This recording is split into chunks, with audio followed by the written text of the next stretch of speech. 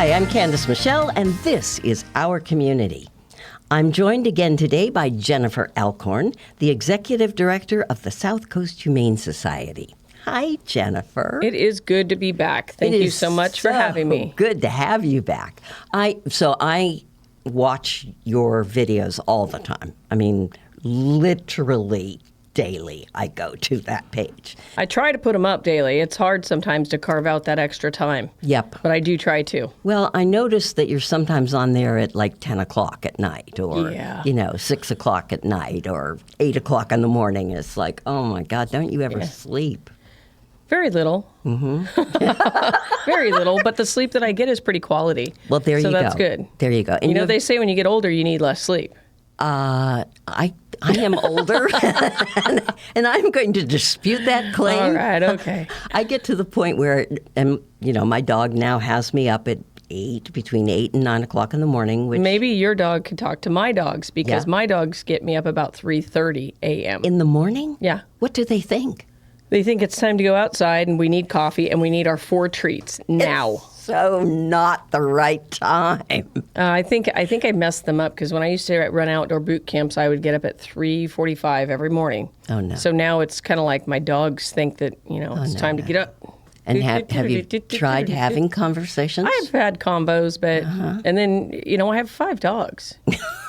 So Hank sleeps on the bed. He's as big as my husband. He's a Mastiff. Oh, my God. And if I can't figure out who's snoring, usually I kick my husband first.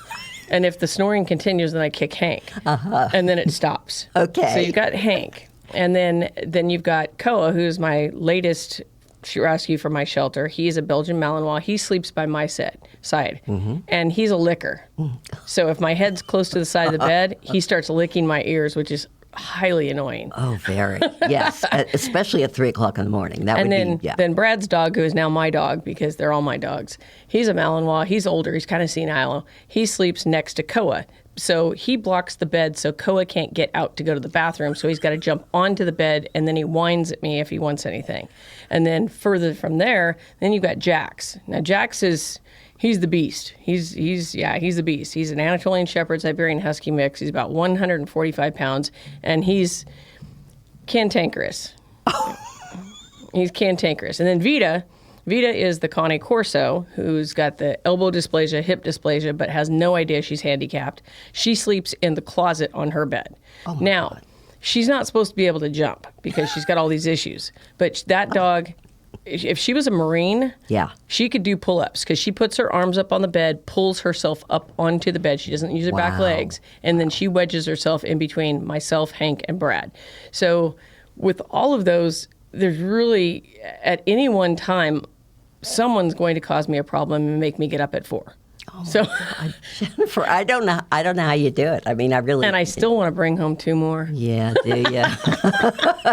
There's just not enough room. Oh my God. You have your eye on somebody that you want to bring home? Oh gosh. Well, I think we're going to talk a little bit about the ranch property, which is where I'm at right now.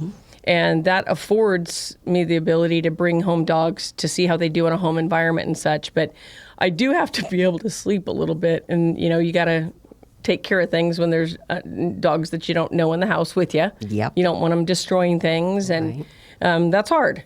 But we have just finished the second fenced area. But now, so tell us about, as long as we're talking about, tell us about this ranch. So the ranch property, we purchased it in, I think it was April or May, and it is an off-site decompression area for shelter dogs, okay? The goal also is to, when I am done here, to be able to have a place for the next executive director. So like in 50 years or so? You do realize nobody's going to let you quit, right? I know. It's a job. Yeah. It's not a job, it's a lifestyle. Yeah. And so when you get into rescue, you don't just check in and, clock in at 8 and clock out at 5. When I left right now, there was a cat getting dropped off. A person has deceased. 2 puppies that were unwanted litter that were taken in and helping finding homes. Had a person call me with a box of puppies that were found on the road in between here and Medford. I'm going to meet them back at the shelter because they're going to bring them to us. I'm helping an end-of-life service for a cat after we get done here. That's another thing that I've added is I'm a certified euthanasia tech now, so that I can help with end-of-life services for people in our community that can't afford to get into the vet or cannot get into the vet in a timely manner. I can't do off-site, but I can do on-site.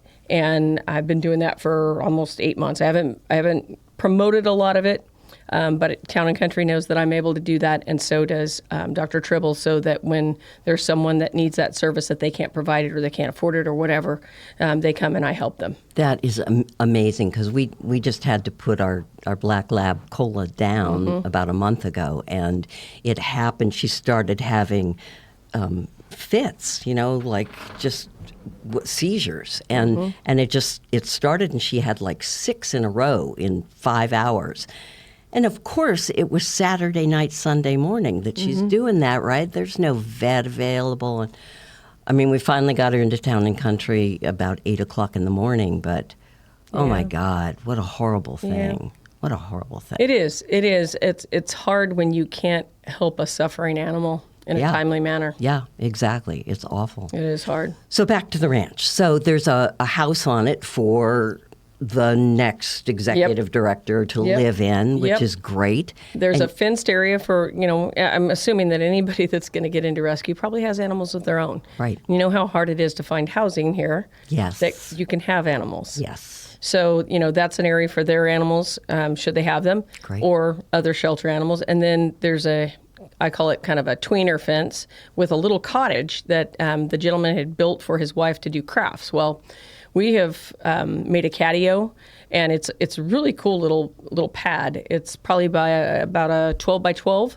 So right now I have a mama with 9 puppies in it, and they have access to the outside, and it's a fenced area. Of course, it's raining, but they're still little toddlers, so they don't want to get out in the rain too much right now. Right. It's got a heating system in it. So, when I get up in the morning before I come to work, I go clean them, feed them, then go to work, do that, come back, do that again at lunch, then come back to work, go home, do that again. That's where I end my night is with the puppies. And that's honestly, that's the best time, because I'll just go out there and sit down on the floor with them and love on them. And the moms that I've had up there, I've had 4 moms up there now. They turn into the best dogs. They are typically the best dogs that I have. So there's a third little fenced area, and the goal is not to board dogs. It's not to take all the dogs from the shelter and put them up there. It's to give maybe a litter of puppies time to grow enough to get them into homes, get a mom fixed to get her homes, and then also have a front yard area where we can have like 2 dogs that are long-term dogs there that just need to get the hell out of the shelter. Yes. For their own mental status. Yes, right. And that's where I can get great pictures and behavioral stuff. And my dogs get along. Well, all of my dogs are shelter dogs. Yeah. So they know what it is, right? And they get along with all dogs. So that's a good place to also test their behaviors. It's such an excellent idea. I mean, I thought about it, and my husband and I both we've conspired and talked about different things on how this is going to look, and you get these pictures in your head, and you're like, God, that's never going to happen, and then you see it start coming into fruition, and you're like, wow, It just takes perseverance. When we first got up there were tons of trees, and I started, of course it was me out there weed whacking and do stuff. I'm like, holy crap, this is a lot of work. So then I had a couple excavation things happen. We started kind of chipping away at the forest, because some of the land wasn't usable.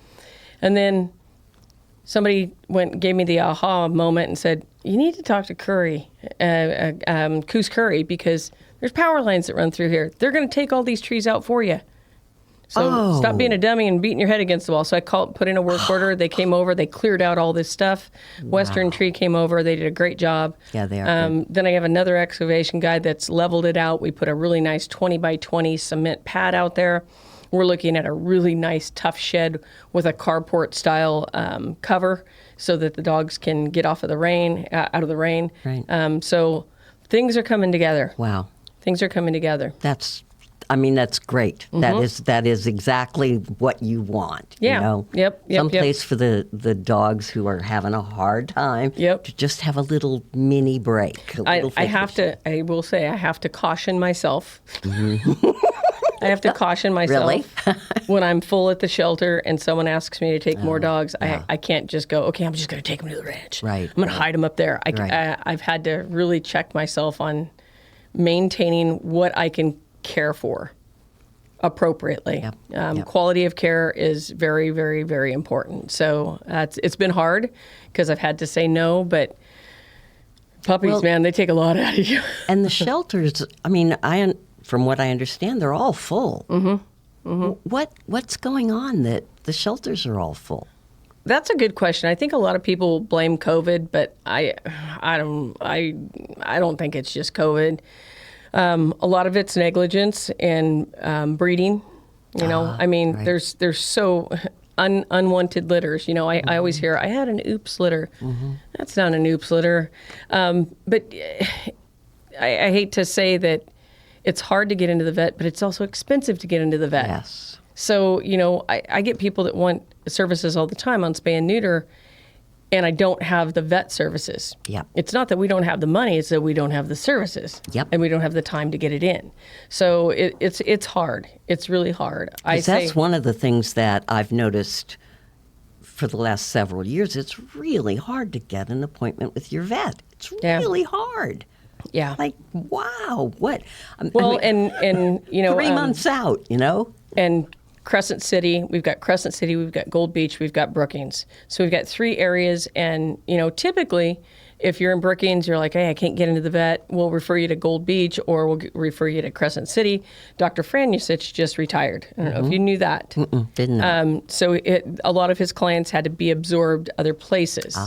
And I'm going to talk about my wellness too, because we do wellness clinics. And for a short time, I had a vet from Grants Pass, Dr. Nina, that was coming over and doing my wellness. Then I have Dr. Allen, who does my spay and neuter.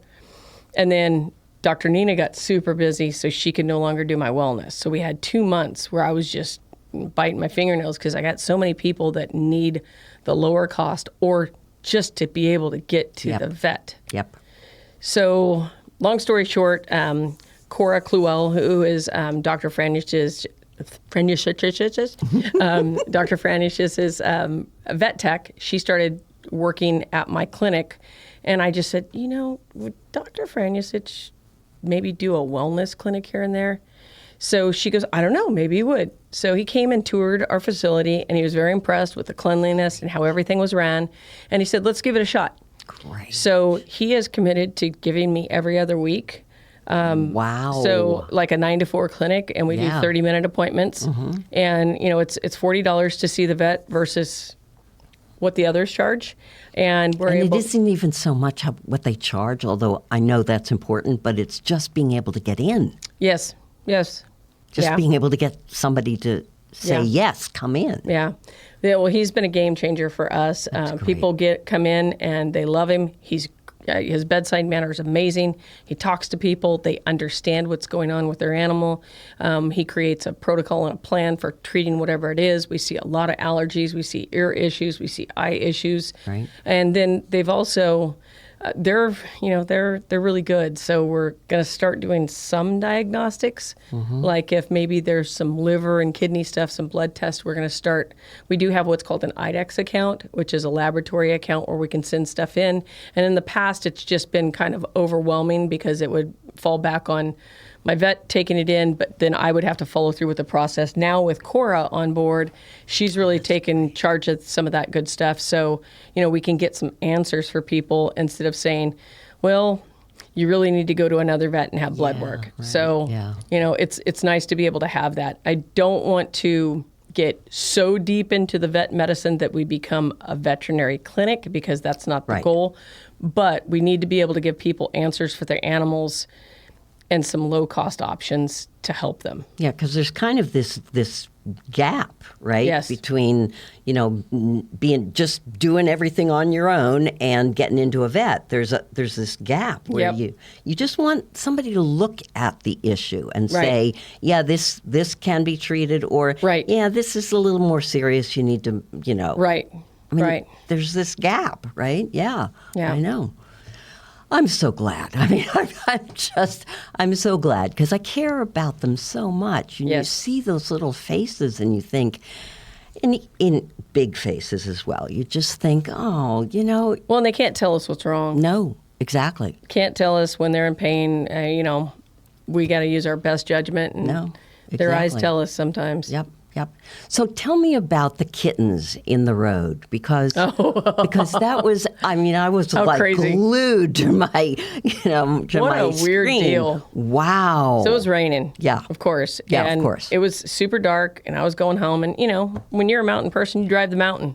You know the and corn. it's like 9:00 at night or something. I mean, it was dark. It was dark. It was Yeah. dark. It was dark 30. Dark. Yeah. And there was no moon out that night. Yep. And I was coming around a corner, and I've got my Belgian Malinois in the truck with me because it was raining. Mm-hmm. He's the guy. He's a clinger. Aw. Yeah, he's a Velcro Malinois. And so I go around the corner, and literally these kitties just scattered across the road. And I swerved, and I was like, oh, Yeah. God, please don't let me hit one of these Yep. kitties. Yep. And I was going a little bit further, and I'm like, I can't not go back and try to catch these cats. So I pulled it back around, pulled off the side of the road, put my hazards on, and I saw one of them run under a homeless person's car Right. and a trailer, and then one was on the side of the road, and I'm like, these are probably feral little things, and they're going to bite the shit out of me. But they're little, right? I Yeah, mean, they were probably 10 weeks old. Okay. So, 2.5 to 3 pounds. Right. So one scampered off into the bushes, and here I am with my stupid cell phone flashlight. it's better than nothing. It was. Yeah. And it taught me It's to not get my great. butt over to Cascade, and now I have flashlights in all my vehicles. Yep. So, yeah. When you move up to the ranch, there's things you remember that you should know. Yes.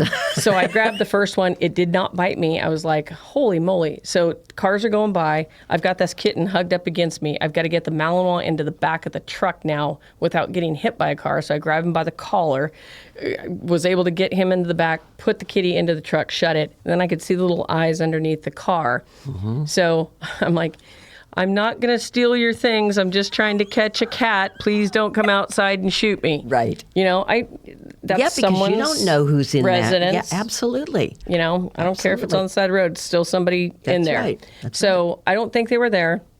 But that cat kept getting into the very middle where I could not get it. And it was one of those it was probably broken down, but it was like 5-6 inches off the ground. So I couldn't wedge my butt under there. Yeah.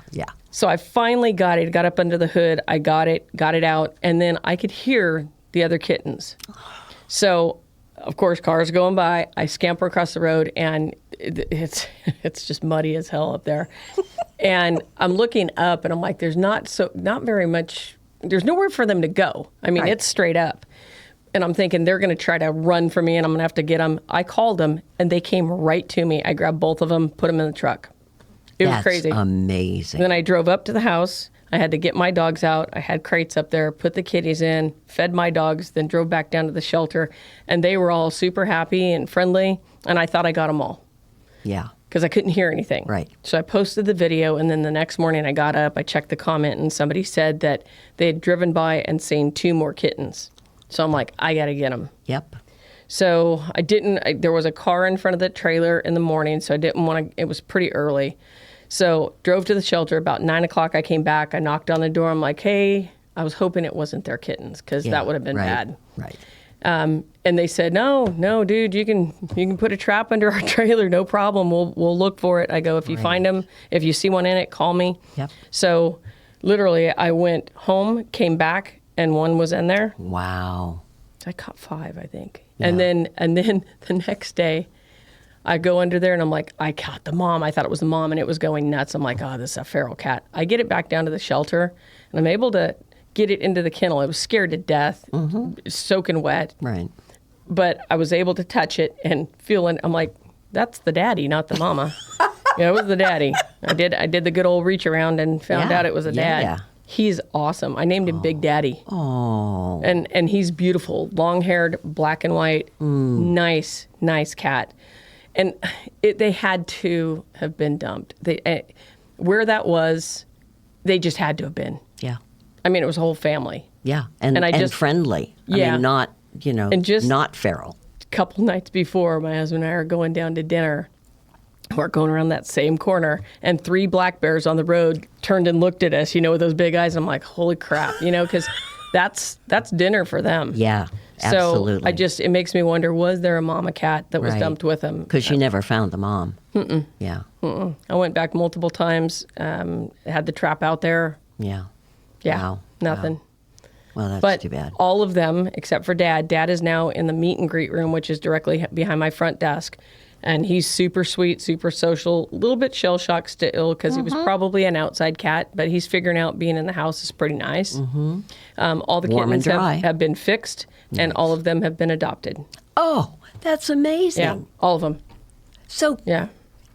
And you probably don't know this number right off the top of your head, but how many do you think have moved through the shelter in 2024? 2024, our intake is right at 1,272.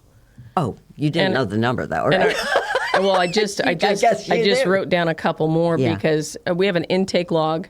So when they come in, they get an intake number, a 1-24, first animal of 2024. So we're right at 1,272. Wow. And that's it's a little bit down from last year. I didn't do as many transfers from out of area shelters as I did, and adoptions haven't been as high, but we are just over 1,100 adopted as well. Wow. And, we still have a fair amount of animals in our what we call our foster to adopt program, which when you come to our shelter and you have an animal that's not fixed, you get the paperwork and you get the date that you're going to come back to our shelter and we're going to spay or neuter that animal for you. And once that's done, the adoption is final. There are some folks that opt to do it at their own vet. They leave a deposit, and once they provide us with that information, they have 3 to 4 months, depending on the breed. If we get a Great Dane puppy and their vet says, hey, we want to wait for a year for bone development, all that good stuff, we're gonna defer to the vet's knowledge, right. And we're going to give them a year to do that. I've had very good success on people following through. Good. So good. And people come from all over to adopt. All over. I mean, I saw something the other Idaho. day from Idaho. Yeah. They just happened to be visiting, and they love that little Shih Tzu. The Shih Tzu came in on Friday. I had him fixed on Saturday. He went home on Monday. Wow. Tuesday. Wow. That's amazing. I mean, little dogs, they go quick. Yeah. They go super quick. Black dogs? Black dogs sometimes move slow. I would say black puppies move less frequently, or slower, I should say. They all move, but they just move slower. I don't have a ton of black dogs right now. I have 1, 2, maybe 3, maybe 4. Because I had heard that black dog syndrome is real. Yeah. It is real. Which is just odd to me. I have some tricolors. I mean, if I go through, I could literally, I'm a very visual person. I can go through my shelter and I can tell you the names of every single dog in alignment with the kennels. Because we have, if you're standing at the front of our shelter, in the back, we have 4 rows of kennels. So if I want to get a dog out of, say, row 1, kennel 1, that's Maddie. And she inhabits kennel 1 and 2. And then we've got Koa. He's a husky. He's in row 1, kennel 3, 4. He prefers to kind of be on his own. So does she.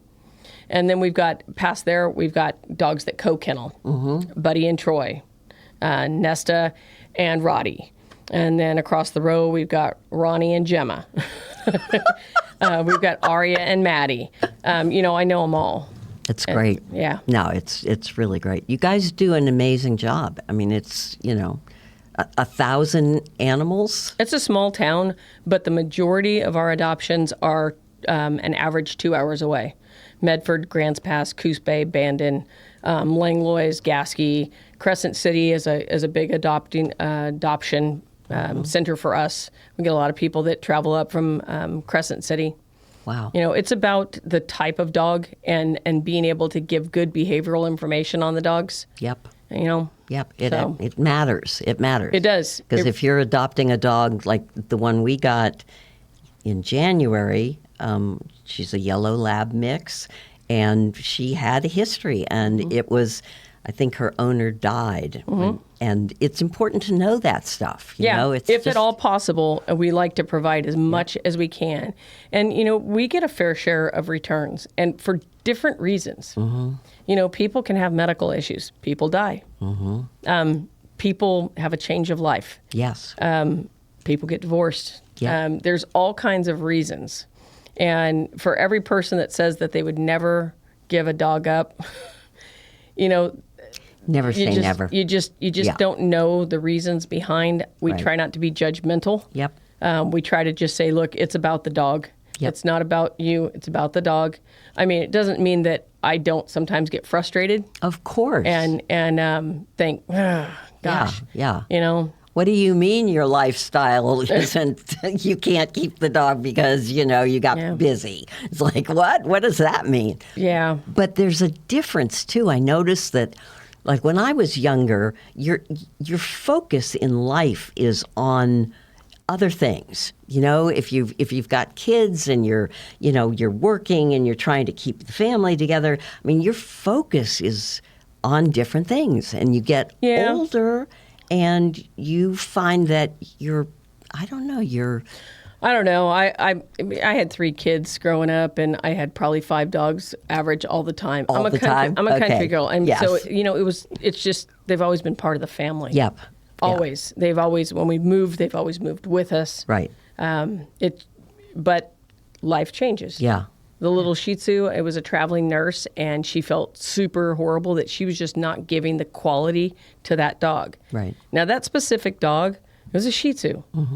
I can rehome that dog in a second. You know, there's going to be someone that has that quality of time. Right. I wish that I had just as many people that could give quality of life to large dogs as I do to small dogs. Yep. But, you know, cost, time, how much the dog weighs, how much it's going to cost, if it's got any medical. I'll give you an instance. I have a dog right now, and I'm going to kind of go off on a tangent on this one. His name's Lyle. And Lyle was from Reading, and he came in and he had a skin condition there. It was treated, but then they kind of let the treatment slide. So when he came to us, he had some skin issues. So of course we're looking at it at like a demodectic mange. So we treated him with antibiotics. We treated him with medicated baths. The hair started looking great again. A gal came in and wanted to foster, hopefully to adopt. So he's a medical dog. So I gave her a medical allowance because she was going to move to Washington. And I didn't want the dog to go without medical care. I wanted her to establish, so I gave her a medical allowance. Not going to talk about how much, but it was a decent amount of money to make sure that this dog had what he needed. So she moves on, and there were times when she'd send me, I'm not really sure it's 100% that I'm going to keep him, but, you know, he's doing great with me, saw the vet, was happy with it. And then I get a message about 4 weeks later that he's just itching himself to death. His quality of life is horrible. I have an appointment to euthanize him. And I went, holy shit. Yeah. This dog is 3 years old. Right. And I just said, can you tell me where? Yeah. And I got a hold of the vet, and I called the vet, and I said, this is not an adoption. This is a foster. Right. She doesn't have the right to do that. Please keep that dog. Right. This was in Washington. Oh, my word. They kept the dog. They got her to sign it over, kept the dog, got him on treatment. They kept him for a week for me until I could find somebody. And everybody here that I usually use for transport was super busy, and I'm motivated to get this dog. He was staying at the vet clinic, and they were just wonderful there. Yes. And I got on, there's a thing called Citizen Shipper. I don't know if you've ever heard of it. Never have. So if you have to ship something, cats, dogs, whatever you got to ship, you go on there and you create an account, and these are all USDA certified transporters. So they got backgrounds. Wow. They've got reviews. Okay. So you put what you want to ship, and then you make it live, and people start bidding. So I wanted it done ASAP, which is 24 hours or less. Yeah. Cost me $700, but I got him back to our shelter. Wow. So this dog, his skin came back. He smelled yeasty, horrible. So we started brainstorming, started talking with Cora, and we have him on, and I'm going to screw this word up, hydrolyzed,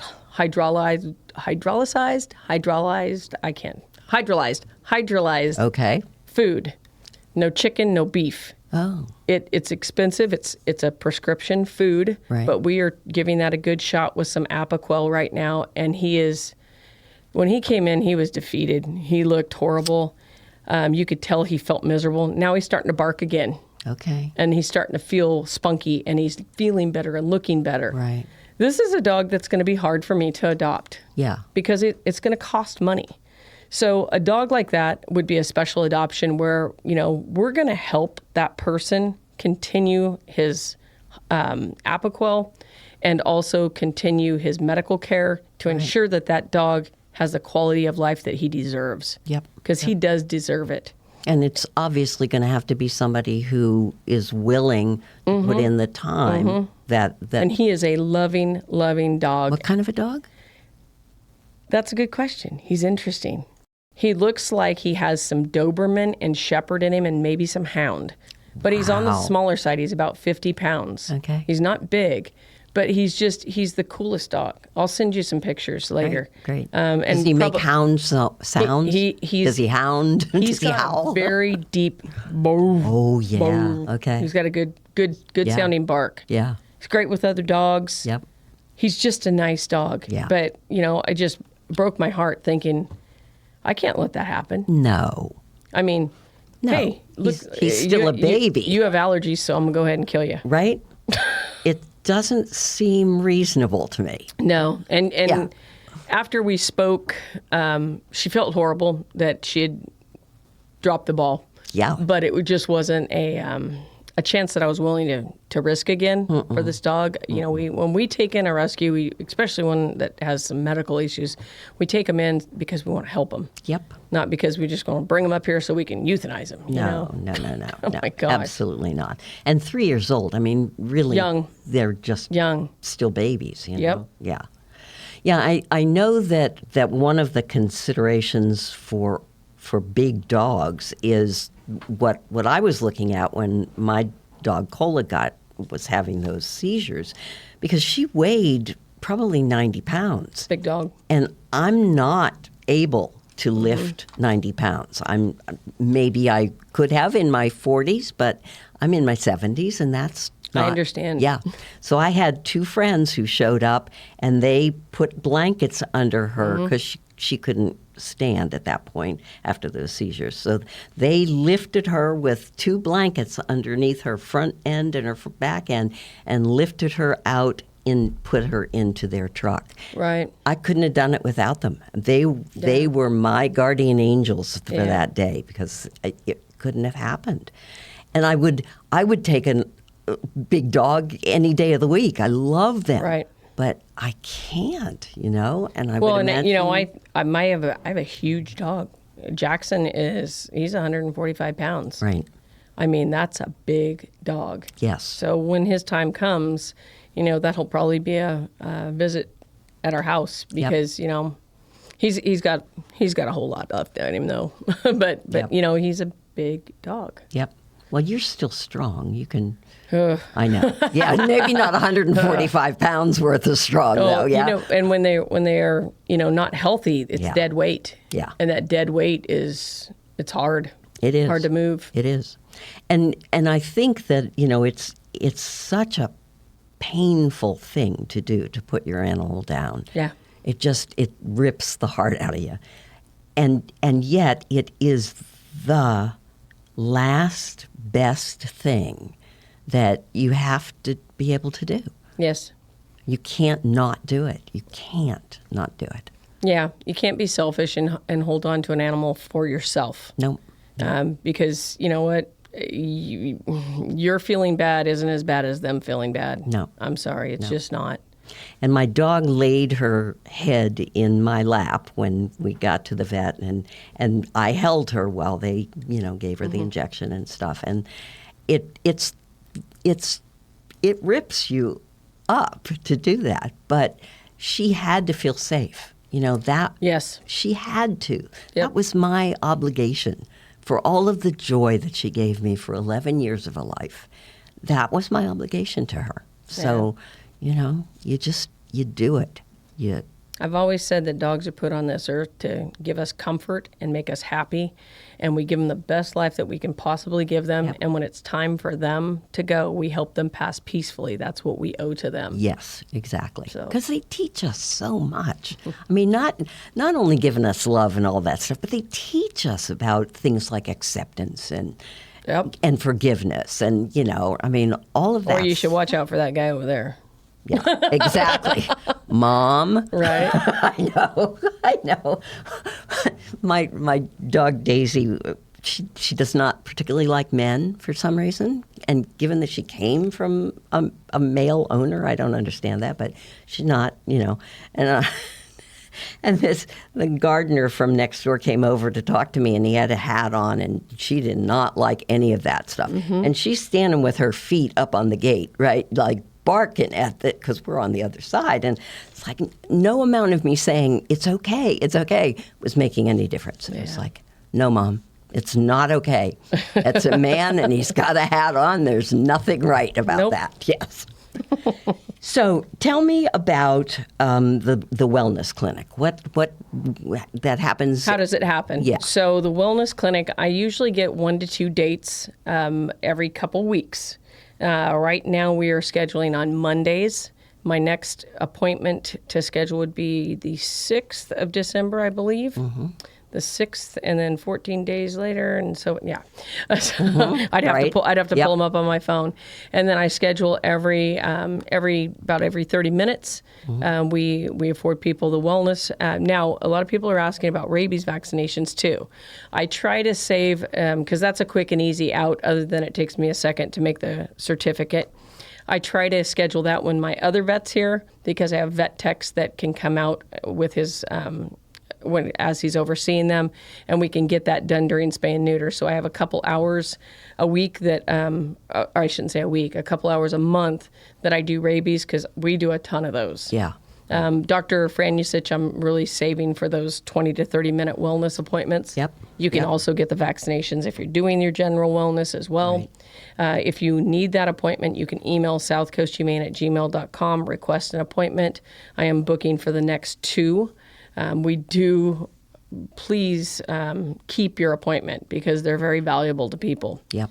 And so if you can't make it, we just say, please email us, let us know, because I've got a waiting list of people that need to be seen. And what is the wellness involved? So some people go for like their yearly wellness and injections. Mm-hmm. Some people have a specific medical issue, like maybe a urinary tract infection, maybe a ear infection, chronic allergies. We see a lot of allergies, all types of low-level medical stuff. Okay, good.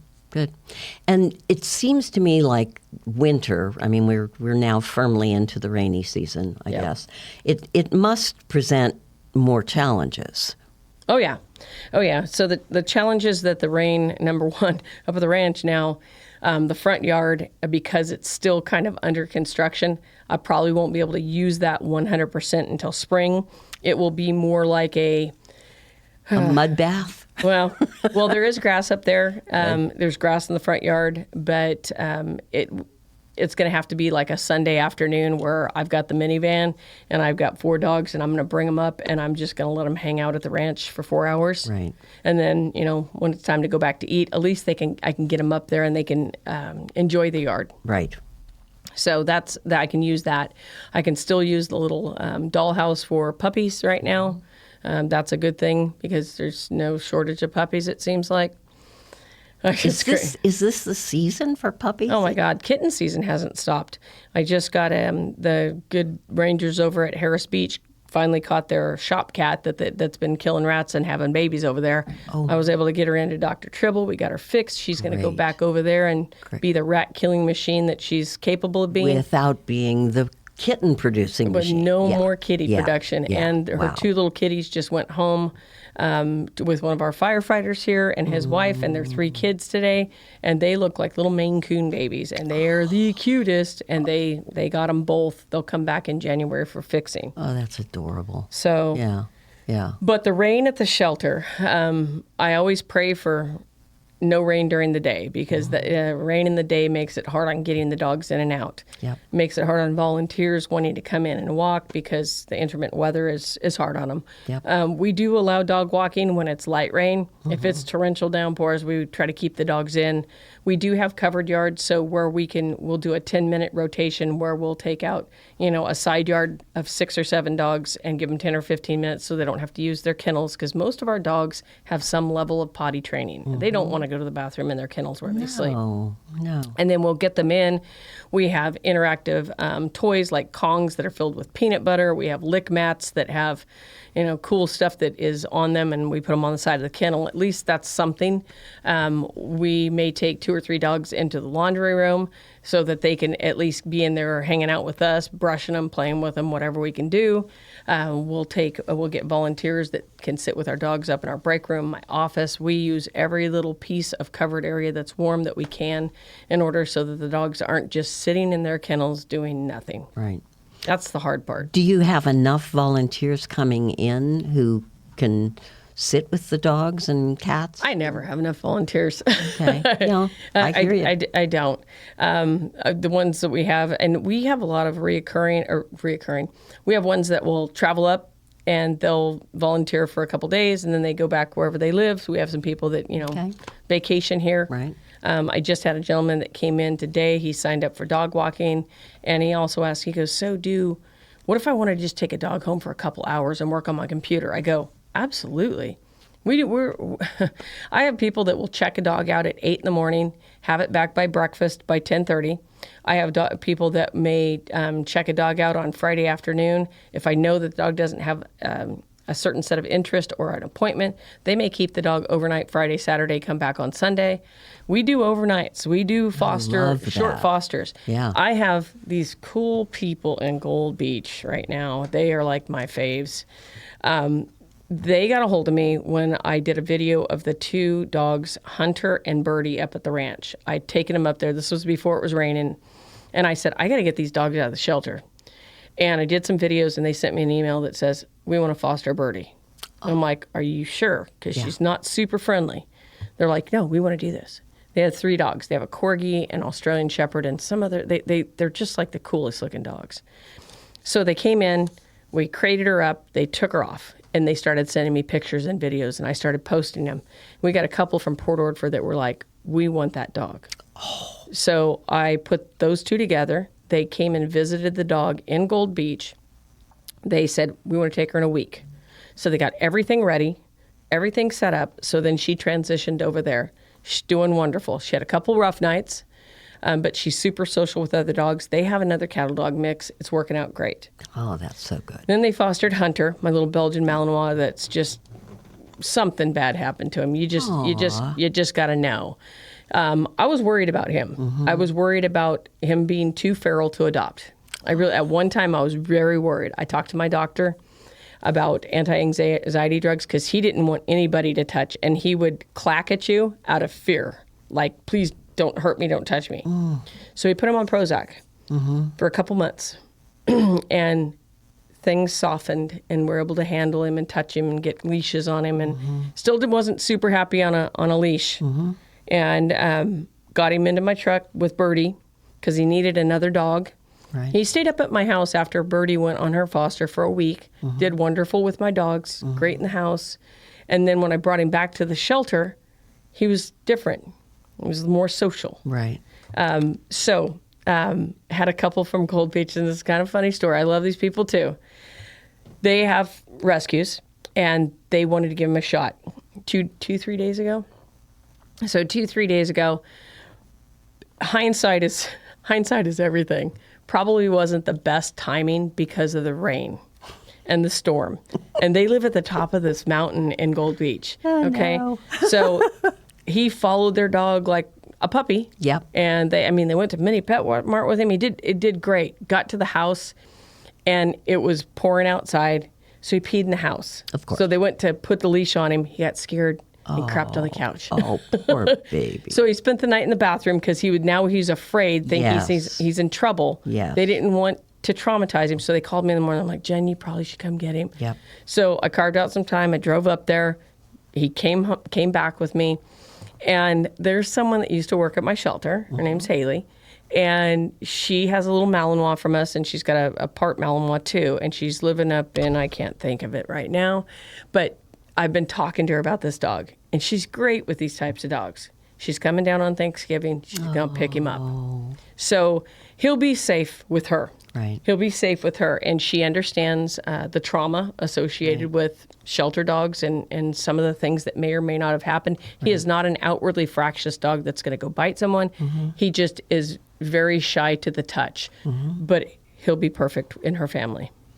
You know, I mean, that's one of the most valuable things I think that you do, is that you actually assess what a dog needs and try to match them to a family that is good for that, right? Yes. I mean, it's you know, because it's hugely important. Well, and I'll tell you this, a lot of people walk into the shelter and they want the dog to choose them. And they want to do the tour. And, you know, I stopped doing tours a long time ago. And a lot of people get really pissed off when I won't let them just walk through the shelter. And I'm sorry, but my first priority is to the dogs in the shelter. Yep. It's not to you. Yep. I want dogs to go into homes. Don't get me wrong. I won't turn you away, but I want to learn about you, because I know my dogs very, very, very well. Yes. You know, I have a big, not German Shepherd, I have a big St. Bernard right now. And everybody sees that St. Bernard, they want to touch him. But he can be huffy, and he can, if he doesn't know you, he can put his head, you know, on your arm, and it's scary. And I don't want to put that dog in a position to where someone is dumb and doesn't respect that, and he actually bites someone. Yep. And it wouldn't be out of aggression, it would be out of fear. And I know that dog really well. So I'm really searching for the right place for him. It takes him 48 hours to warm up to you. But when he came in, he was scared to death. Yep. We got him fixed. But, you know, he was 18 months old and 160 pounds at that time. He's a big dude. I mean, how do you even deal with that, right? I mean, that was hard. It was hard Yeah. to get him tranquil to fixing, and it took about 5 of us to carry him into the table. But and then, you know, the gal that gave him to me, nicest gal in the world, she actually has a dog from us and inherited that dog from her sister, and she trusts me to place him correctly. But he was just too much for her. Doesn't have a lot of obedience. He's kind of a big, goofy, slobbery guy. Right. He loves me. Yep. I love him. Of I mean, course. he'd be my 6th dog, but like I need another 160-pound dog, like I need a hole in the head. Well, you obviously really do. Apparently. Oh my God. He's a But great you dog. can actually speak the dog language, right? I mean, that's so important. You know what they're saying. You know I try to. if they're anxious for a reason, right? Or they're Yes. traumatized. Yes. You know that. Well, there's something that we that I require all of my employees to do. It's called a fear-free certification, and it's not the end-all be-all class, but it's an online class that if you're a volunteer at a shelter, you can do it for free, and it teaches about fear, anger, and stress, and it just teaches them to see the different body language that a dog is trying to tell you. Like, you know, a lot of people think that a dog's yawning, it means that he's tired. It's not. It means that it's uncomfortable. You know, lip licking, whale eye. There are certain things, precursors that you can see that when they're going to bite. And if you don't respect those things, and it also has to do with cats as well, if you don't respect those things, you're going to get bit. And, you know, and it's probably going to be your fault. Yeah, You know? because they're telling you. The animal is telling you Yes, in the yes. only language that they know Yep. that they'd really like you to step back. Yeah, give them some time. Yeah. And most animals with time, it's going to be okay. Yeah. But you have to respect it. If you don't respect it, you know, you're going to be on the wrong end. So if people out there who are listening to this want to either foster or adopt or come in and help, how do they get in touch with you? Super easy. My email is best, southcoasthumane@gmail.com. Send me an email. I'm up at 4, and I answer most of my emails in the morning. If it has to do with scheduling, it may be during the day when I'm at the office that I can see what I have on my schedule, because I try not to take that calendar home. I try not to take files home anymore, because I take them home and then I see that IPA and I'm like, IPA or files, IPA or files. And then, yes. Yeah, and it's usually the files that win. I mean, yeah, I know, that's awful. So what do you need at this point? I mean, I saw that you were... Super cool. So we have our food fundraiser in Thanksgiving, Christmas area. I know a lot of people, they want to give to a charity at the end of the year. It is a tax write-off as well. We have an Amazon wish list right now with some of our want and needs. And how does one get to that wish list? It is listed on our Facebook now. Okay. And I'm going to repost it again. Some people were having a hard time with the link, so I'm going to repost it multiple times. Because that's an easy thing to do, right? Super easy. Super easy. And then also we have a Chewy wish list. And you can also do Chewy gift cards, so that, we can only house so much food at the shelter. Right. So you can do a gift card. If you wanted to do a gift card for future food, it'll just get applied to our food bill. Great. We have toys and treats and all that kind of stuff. On the Amazon list, there's more of the cleaning and potty pads, and we do a lot of the reusable potty pads, especially like up at the ranch with these puppies. I line the floor with the rewashable potty pads, and then on top. So... and then we have a PayPal as well. Great. So if you just want to make a monetary donation, and 100% of everything that you do is sticking in our shelter. It doesn't go anywhere other than Curry County and our animals. That's excellent. Yeah. Yeah, it's fun. I saw you on Facebook a while ago. You were asking for towels? Blankets. Blankets. Oh, my God. That's community. And the response was like... It was ridiculous. Amazing. Absolutely ridiculous. Amazing. It was so cool, too, because we do have a couple of young pups right now that they will play tug-of-war with their blankets all night long, and, we lose a couple blankets a day. Yep. So that means that we have to replace them because they need blankets. Yep. They have to have something to cuddle up with. Oh, absolutely. And do you have enough towels? We are set on towels. If they trickle in, that's great. We don't need a ton of them right now. We're pretty set. Our thrift store, if you have overages of things that you want to donate, our thrift store is always open for donations Monday through Saturday, 11 to 4. Donna's over there. She kicks butt every day. It's a great thrift store. I love it. Yeah. Staff over there is amazing. Her job is to give people bargains every day and to move stuff, because everything that goes through that thrift store helps our animals. Did you have cats over there at one point? We do. So we used to take cats to PetSmart. It's 2 hours over, 2 hours back. The cats would go over healthy, and then, other cats from other shelters would be there, so there'd be some cross, cats are very susceptible to upper respiratory, and stress can cause that too. Oh, wow. And then if we get a sick cat, then we'd have to send somebody over there to get the cat. It was just kind of a pain in the rear. Yep. So I stopped doing it, and I thought to myself last year, I'm like, you know what? I'm going to see if Donna wants a couple cats over at the thrift store, because I've heard this. Sometimes we have so many cats at the shelter, it can be overwhelming for people. Or some people will say, it just makes me sad going to the shelter because there's so many animals there. And that's okay. Yep. So we started doing 2 animals at a time at the thrift store. And the response is amazing. And what's cool is the thrift store, they help us 100%, but they don't get to see the animals every day. It's not like we're playing with them and everything, but we're cleaning them and doing everything. Right. But they get to see the animals now, too. Yeah. So it's kind of cool to be able to have them over there so that they can participate with the animals and adoptions as well. Because we're probably a team. The reason why they're team. volunteering to be at the thrift store is because they want to help the animals, right? So it's nice if you actually get to see the animals that you are trying to help. Yes, that is true. Yeah. So I just wanted to mention the Chetco Point Dog Park. because that is a dog park that I am now taking my yellow lab, Daisy, over to. And it is an amazing, amazing dog park. I love it. It's my favorite dog park of any one that I've ever been to. There's 2 areas that are both enclosed. One is a smaller area and one's a larger area, so that you can have 2 groups of dogs. If you've got a shy dog or a couple of shy dogs, they can be in one place, and the more aggressive ones or rowdy ones can be in a different place. I mean, we've been going for about a month now, and it's just amazing. And I know you had something to do with it. Somewhat.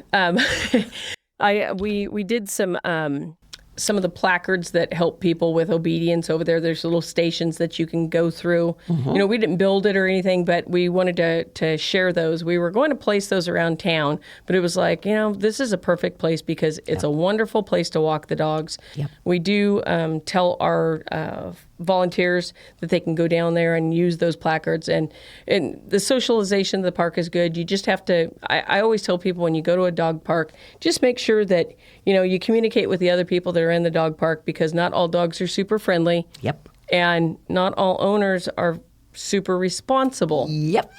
So, if there's an altercation, that can cause a lot of hard feelings. Exactly. So it's good to be able to go over there and let your dog run around, though. Yeah, it is. Off leash. Very important. Yeah, we use that when we take dogs, and we'll have maybe a high energy dog that just needs more than what we can do at the shelter, because we have cement yards, and we don't like their pads to get torn up. So we'll go throw the ball over there. Yep.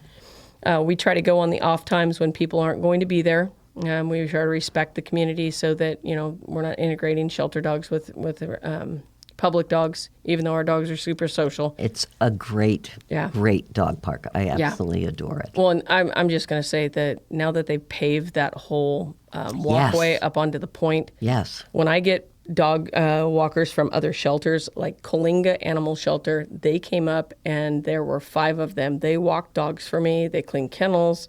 Wow. They came to see how our shelter ran, because I've taken dogs from them before. And I told them, you've got to go over here. They were like, wow. Yep. Wow. Okay, we're just about out of time, which is appalling to me, because it goes fast. I know, and I could talk to you for hours.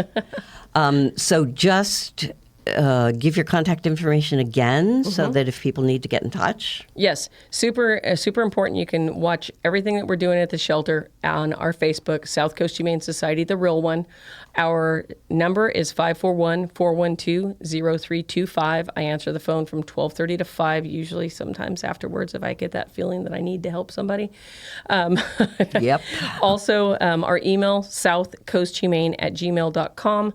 Our thrift store is open Monday through Saturday, 11 to 5. Donations, 11 to 4. And we're only closed on Thanksgiving and Christmas. Perfect. Jenifer, thank you so much for coming Always on the show. Always a pleasure. Absolutely my pleasure. And I want to thank you for listening. The holidays are coming up, and it can be a lonely time for older people on their own. You might consider adopting a furry friend. I know I wouldn't ever want to be without one. I'm Candice Michel, and this is Our Community.